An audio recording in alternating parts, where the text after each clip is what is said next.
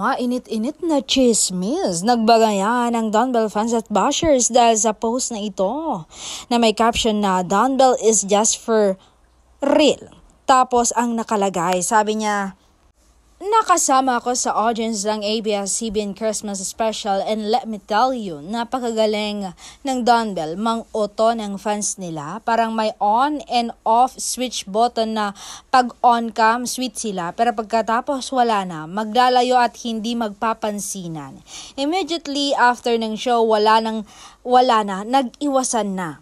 Kaya daw, ang naniniwalang magjowa ang DB or Donbell. And alam to ng ibang fandoms na nanonood, halos mabali na ang leeg ni Donnie kakakatitig kay Aya.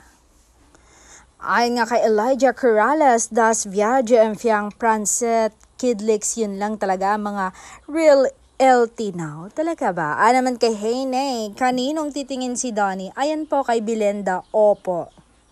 Nagkomento ulit ang creator, bashers talaga to. Sabi niya, lol, tanong ka sa ibang fandoms lalo sa last part ng show na naka-line up ng mga artists.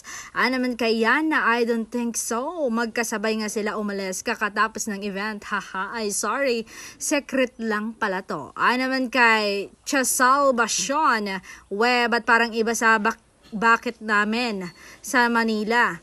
Sweet magjowa ata.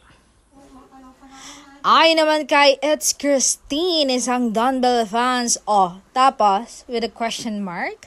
Naman kay Maya, anong episode na ba to? Balik naman lang ni Oy.